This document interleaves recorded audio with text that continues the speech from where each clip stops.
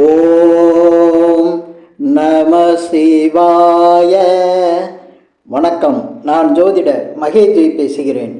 குழந்தையால் அல்லது குழந்தை பிறந்தவுடன் பிரிவை சந்திக்கும் கணவன் மனைவி ஜாதக அமைப்பு.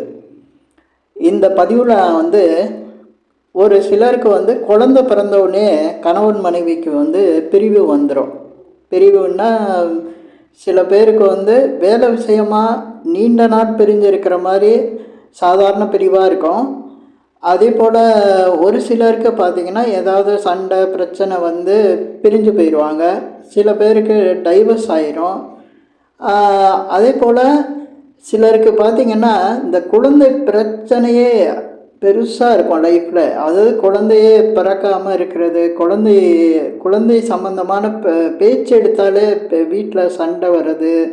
அதே போல் குழந்தைங்கிறது அவங்களுக்கு ஒரு மிகப்பெரிய ஒரு கஷ்டத்தை கொடுக்குற மாதிரி உண்டாகக்கூடிய நிலை, கிரக நிலைகள் எப்படி இருக்கும் அப்படிங்கிறத இந்த பதிவில் நான் சொல்லியிருக்கேன்.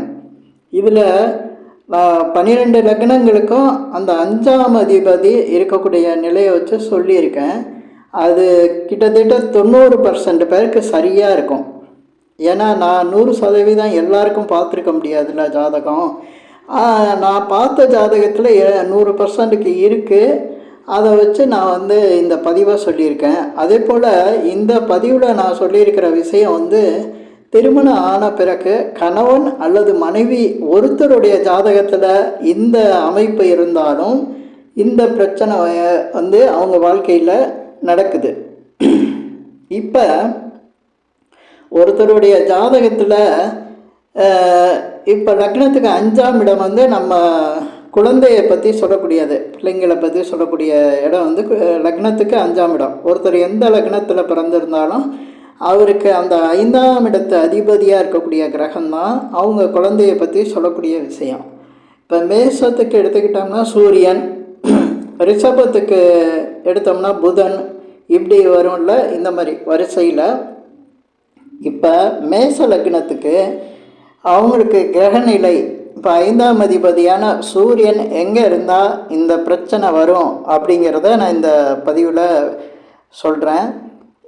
இப்போ பார்த்திங்கன்னா மேஷத்துக்கு 5ஆம் அதிபதியான சூரியன் கடக ராசியில் இருந்ததுன்னா அவங்களுக்கு இந்த குழந்தை, நான் சொல்லக்கூடிய இந்த குழந்தை பிறந்தவுடன் பிரச்சனை வர்றது, குடும்பத்துக்குள்ளே கணவன் மனைவிக்கு பிரச்சனை வருது. அதே சமயத்தில் குழந்தை இல்லாமல் இருக்கிறது, குழந்தைங்க பேச்சை எடுத்தாலே வீட்டில் சண்டை வர்றது, அதை வச்சு பிரச்சனை ஆகிறது, இதெல்லாம் இந்த மாதிரி நடக்கும். இப்போ மேஷத்துக்கு நான் சொல்லியிருக்கேன் 5ஆம் அதிபதியான சூரியன் 4ஆம் வீட்டில் கடகத்தில் இருந்தாருன்னா பிறக்கும். இதுக்கு அடுத்து ரிஷப லக்னத்தில் பிறந்தவங்களுக்கு 5ஆம் அதிபதி புதன், ரிஷப லக்னத்தில் பிறந்தவங்களுக்கு குழந்தையை பற்றி சொல்லக்கூடியது 5ஆம் அதிபதி புதன். இவர் தனுசில் போய் இருந்தாருன்னா, தனுசில் புதன் இருந்ததுன்னா ரிஷப லக்னத்தில் பிறந்தவங்களுக்கு இவங்களுக்கு குழந்தை பிரச்சனை இருக்குது, குழந்தைங்களை பிரிஞ்சு இருக்கக்கூடிய சூழ்நிலை வருது. இந்த மாதிரி குழந்தையால் பிரச்சனைகளை சந்திக்கிறாங்க. இதுக்கு அடுத்து மிதுன லக்னத்தில் பிறந்தவங்களுக்கு 5ஆம் அதிபதியாக சுக்கிரன் வருவார். இந்த சுக்கிரன் மகரம் அல்லது கும்பத்தில் இருந்தாருன்னா இந்த குழந்தை சம்மந்தப்பட்ட பிரச்சனை இவங்களுக்கு இருக்குது. குழந்தைக்காக பிரச்சனையை சந்திக்கிறாங்க லைஃப்பில். அதே சமயத்தில் குழந்தை இல்லாமல் இருக்கிறதும் இவங்களுக்கு இருக்குது. இதுக்கு அடுத்து கடக லக்னத்தில் பிறந்தவங்களுக்கு இவங்களுக்கு பார்த்திங்கன்னா 5ஆம் அதிபதி செவ்வாய். இந்த செவ்வாய் கன்னியில் இருக்கிறது. கன்னி ராசியில் கடக லக்னத்தில் பிறந்த ஒருத்தருக்கு 5ஆம் அதிபதி செவ்வாய் கடகத்தில் இருந்தாருன்னா அவங்களுக்கு கணவன் மனைவிக்கு ஒருத்தருக்கு இருந்தாலே அந்த பிரச்சனை அவங்களுக்கு இருக்குது. குழந்தை சம்மந்தப்பட்ட விஷயங்கள் இருக்குது. குழந்தை பிறந்தவுடனே இந்த மாதிரி கணவன் மனைவிக்குள்ளே பிரச்சனை, கணவன் மனைவிக்கே அவங்களுக்கே பிரச்சனை ஏற்படுறது, குழந்தை இல்லாமல் இருக்கிறது, இந்த மாதிரியெல்லாம் இருக்குது. இதுக்கு அடுத்து சிம்ம லக்னத்தில் பிறந்தவங்களுக்கு இவங்களுக்கு 5ஆம் அதிபதியாக வரவங்கிறது குரு பகவான். இந்த குரு துலாம் அல்லது விருச்சகத்தில் இருக்கிறது. சிம்ம லக்னத்தில் பிறந்தவங்களுக்கு குரு பகவான் வந்து 5ஆம் அதிபதியாக வருவார். அந்த குரு வந்து துலாம் அல்லது விருச்சகத்தில் இருக்கிறது. இப்படி இருந்தால் அவங்களுக்கு இந்த குழந்தை சம்பந்தப்பட்ட பிரச்சனைகள் வந்து இருக்குது. இதில் இதுக்கடுத்து நம்ம பார்க்குறது கன்னி லக்னத்தில் பிறந்தவங்களுக்கு. கன்னி லக்னத்தில் பிறந்தவங்களுக்கு 5ஆம் அதிபதியாக வரக்கூடியவர் சனி பகவான். இவர் மீனத்தில் இருக்கிறது. இப்போ கன்னி லக்னத்தில் பிறந்தவங்களுக்கு 5ஆம் அதிபதியான சனி பகவான் தான் குழந்தைய பற்றி சொல்லக்கூடியவர். அவர் போய் மீனத்தில் இருக்கிறது. இதே போல் துலாம் லக்னத்தில் பிறந்தவங்களுக்கு, இப்போ துலாம் லக்னத்தில் பிறந்தவங்களுக்கும் சனி பகவான் தான் 5ஆம் அதிபதியாக வருவார். அவரும் போய் மீனத்தில் இருக்கிறது. இந்த மாதிரி மீனத்தில் இருக்கும்போது, மீனத்தில் சனி பகவான் இருக்கும்போது கன்னி லக்னத்தில் பிறந்தவங்களுக்கு, துலாம் லக்னத்தில் பிறந்தவங்களுக்கெல்லாம் குழந்தை சம்மந்தப்பட்ட பிரச்சனை இருக்குது. குழந்தை பிறந்தவுடனே கணவன் மனைவிக்குள்ளே பிரச்சனை வருது. அதே மாதிரி குழந்தையால் கவலைகள் உண்டாகிறது, குழந்தைகளால் ஏதாவது ஒரு பெரிய கஷ்டம் இருக்கிறது, இதெல்லாம் இருக்குது. இதுக்கு அடுத்து விருச்சிக லக்னத்தில் பிறந்தவங்களுக்கு, விருச்சிக லக்னத்தில் பிறந்தவங்களுக்கு 5 கூடையவர் வந்து குரு பகவான். 5ஆம் அதிபதி குரு பகவான் தான் குழந்தையை பற்றி சொல்கிறது. இந்த விருச்சிக லக்னத்தில் பிறந்தவங்களுக்கு 5ஆம் அதிபதியான குரு பகவான் விருச்சிகத்தில் இல்லைன்னா துலாம், இந்த 2 ராசிக்குள்ள குரு பகவான் இருந்தாருன்னா, விருச்சிக லக்னத்தில் பிறந்தவங்களுக்கு துலாமில் இல்லை விருச்சகத்தில் குரு பகவான் இருந்தாங்கன்னா குழந்தை பிறந்தவன கணவன் மனைவிக்குள்ள பிரிவு, குழந்தை இல்லாமல் இருக்கிறது. அதே சமயத்தில் குழந்தையால் பிரச்சனை, குழந்தையால் கவலை, இதெல்லாம் வந்து அவங்களுக்கு உண்டாகுது. இதுக்கு அடுத்து தனுசு லக்னத்தில் பிறந்தவங்களுக்கு, இவங்களுக்கு பார்த்திங்கன்னா 5ஆம் அதிபதியாக வரக்கூடியவர் செவ்வாய். இந்த செவ்வாய் தான் குழந்தையை பற்றி சொல்லக்கூடியவர் தனுசு லக்னத்துக்கு. அவர் போய் கன்னியில் இருக்கிறது. கன்னியில் செவ்வாய் இருந்தால் தனுசு லக்னக்காரங்களுக்கு குழந்தை பிறந்த உடனே கணவன் மனைவி பிரச்சனை, குழந்தை இல்லாமல் இருக்கிறது, குழந்தையால் கவலை இருக்கிறது, குழந்தையால் கஷ்டம் உண்டாகிறது. இதெல்லாம் வந்து தனுசு லக்னத்தில் பிறந்தவங்களுக்கு 5ஆம் அதிபதி செவ்வாய் போய் கன்னியில் இருக்கிறது. இதுக்கடுத்து மகர லக்னத்தில் பிறந்தவங்களுக்கு, இந்த மகர லக்னத்தில் பிறந்தவங்களுக்கு பார்த்திங்கன்னா 5ஆம் அதிபதியாக சுக்கிரன் வருவார். இந்த சுக்கிரன் வந்து மகரம் அல்லது கும்பத்தில் இருக்கிறது. மகர லக்னத்தில் பிறந்தவங்களுக்கு சுக்கிரன் 5ஆம் அதிபதியாக வரக்கூடியவர். அந்த சுக்கிரன் தான் குழந்தையை பற்றி சொல்லக்கூடியவர். அவர் மகரம் அல்லது கும்பத்தில் இருந்தாருன்னா அவங்களுக்கு இந்த குழந்தையால் பிரச்சனை, குழந்தை பிறந்த உடனே கணவன் மனைவிக்குள்ள பிரச்சனை, குழந்தையால் கவலை, குழந்தை இல்லாமல் இருக்கிறது, இப்படிலாம் வருது அவங்களுக்கு. இதுக்கடுத்து கும்ப லக்னத்தில் பிறந்தவங்களுக்கு, இந்த கும்ப லக்னத்தில் பிறந்தவங்களுக்கு பார்த்திங்கன்னா 5ஆம் அதிபதியாக வரக்கூடியவர் புதன். இந்த புதன் வந்து தனுசில் இருந்தால், கும்ப லக்னத்தில் பிறந்தால் 5ஆம் அதிபதியாக வரக்கூடியவர் புதன். அந்த புதன் தான் குழந்தையை பற்றி சொல்லக்கூடியவர்.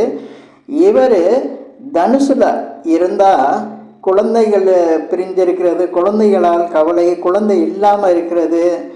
அதே போல் குழந்தைகளை பிறந்த உடனே குழந்தைங்க பிறந்த பிறகு கணவன் மனைவிக்குள்ளே பிரிவு வர்றது, இதெல்லாம் கும்ப லக்னக்காரங்களுக்கு 5ஆம் அதிபதி புதன் போய் தனுசில் இருந்தால் இந்த மாதிரி இருக்கும். இதுக்கடுத்து மீன லக்னத்தில் பிறந்தவங்களுக்கு, பொதுவாக மீன லக்னத்தில் பிறந்தவங்களுக்கு பார்த்திங்கன்னா 5ஆம் அதிபதியாக வரக்கூடியவர் சந்திரன்.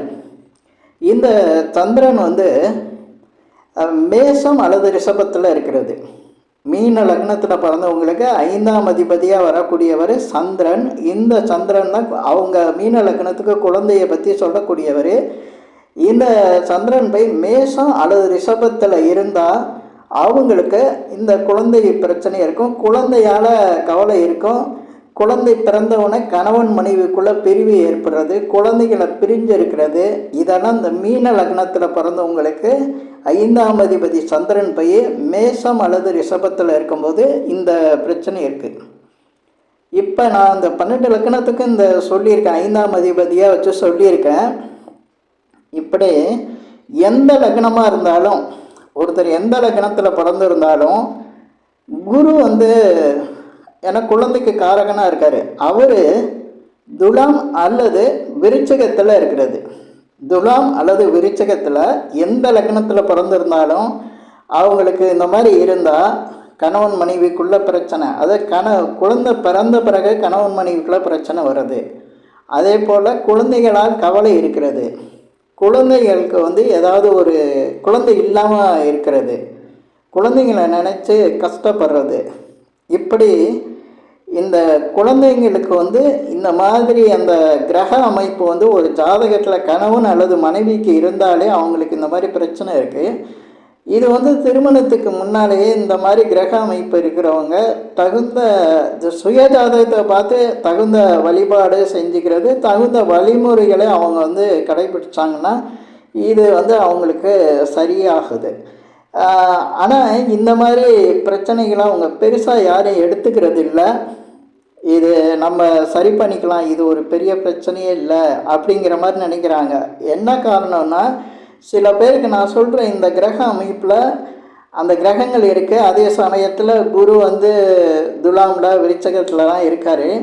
அவங்களுக்கு எப்படின்னா நீண்ட நாள், அதாவது அவங்க குழந்தைங்கள்லாம் பிறந்து வளர்ந்து அதுக்கப்புறம் அவங்க குழந்தைங்க லைஃப், அவங்க பிள்ளைங்களோட லைஃப் சரியில்லாமல் போய் அதனால கவலைப்படுறவங்களும் இருக்காங்க. ஏன்னா அவங்க லைஃப்பு சரியில்லைன்னா பெற்றோருக்கு வந்து ரொம்ப கவலை வந்துடுது. ஏன்னா குழந்தைங்க அவங்க பிள்ளைங்க நல்லா இருந்தால் தான் அவங்களுக்கு நல்லா இருக்கும். இந்த லைஃப் சரியில்லாமல் போகிறது இது வந்து லேட்டாக சில பேருக்கு தெரியுது. அப்போ தான் அதை நம்ப ஆரம்பிக்கிறாங்க. அதனால் இந்த மாதிரி கிரக அமைப்பு இருக்கிறவங்க அதை தெரிஞ்சுக்கிட்டு தகுந்த வழிபாடு செஞ்சுக்கிறது தான் அதற்கான ஒரு வழி. இந்த பதிவில் நான் சொன்ன இந்த விஷயங்கள் உங்களுக்கு பிடிச்சிருந்தா ஷேர் பண்ணுங்கள், லைக் பண்ணுங்கள். அதே போல் இந்த சேனலுக்கு சப்ஸ்கிரைப் பண்ணுங்கள். என்கிட்ட ஜாதகம் பார்க்கணுன்னா மட்டும் கீழே இருக்க என் நம்பருக்கு கால் பண்ணுங்கள். நன்றி, வணக்கம்.